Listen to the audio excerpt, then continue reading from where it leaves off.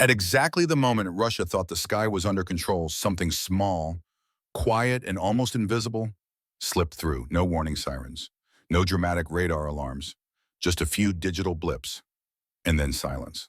What followed wasn't just an explosion, it was confusion, disbelief, and a question no one in Moscow wanted to answer. How did this happen again? Just before dawn, when defenses are alert but human attention is at its weakest, Ukrainian drones began their approach. They weren't fast. They weren't loud. And that was the point. Moving low and steady, they blended into the background of the night, flying at altitudes where radar struggles to separate machines from nature. To most Russian sensors, they looked no different from sea waves, wind-driven clutter, or harmless noise. The systems designed to stop fighter jets and cruise missile A's were watching the wrong part of the sky. Russian air defense doctrine had always focused on big threats, high altitude and high speed, clear radar signatures. But these drones broke every assumption. They flew slow enough to confuse Doppler filters and low enough to hide behind the curvature of the Earth.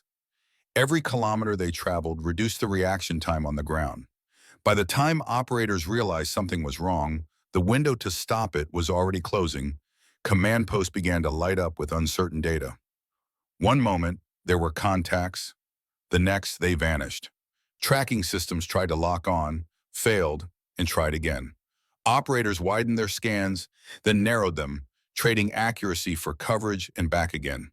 Nothing stayed consistent. It felt less like tracking an attack and more like chasing shadows. Every sweep of the radar brought different answers, and none of them inspired confidence. Fighter aircraft were scrambled, but even that response revealed the problem. Jets built for speed and altitude burned fuel rapidly when forced low. Pilots searched the haze below, relying on infrared sensors that picked up faint heat signatures flickering against a cooling landscape. Tiny warm dots appeared, then disappeared. Each second mattered. Chase too long and fuel ran out. Break off too early and the drone slipped through untouched. It was a losing equation. Missile batteries faced an even harsher reality. Each interceptor cost millions. Each drone cost a fraction of that. Firing blindly risked wasting precious ammunition on false targets. Wave crests, birds, even weather effects. Waiting for perfect data meant waiting too long. Modern warfare isn't just about firepower anymore. It's about math, efficiency, and timing. And in that moment, the numbers favored Ukraine. As the drones crossed the final distance, electronic warfare systems activated. GPS signals were flooded with interference. Navigation data twisted into nonsense. Positions jumped. Coordinates contradicted reality. On paper, it should have been enough to stop them. But the drones didn't panic. They adapted. When satellite guidance failed, onboard systems took over, relying on inertial movement, stored routes, and visual recognition. Roads, buildings, industrial structures, everything became a reference point. This was the moment that left Russia speechless. Not the blast itself, but what it proved. These drones didn't need perfect conditions. They didn't need constant guidance. They only needed to survive long enough. And one by one, they did.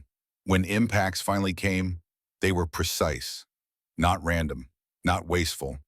Critical nodes were hit, systems failed, operations halted. The damage wasn't just physical, it was psychological. Air defenses that looked powerful on paper had been bypassed by machines small enough to be dismissed, cheap enough to be underestimated, and smart enough to finish the job. By the time the smoke rose, the questions had already started. How many defenses failed? Which assumptions were wrong? And most importantly, if this could happen once more, how many times could it happen again? In the quiet after the strike, one thing was clear. The battlefield had changed, and the silence from Russia said more than any statement ever could.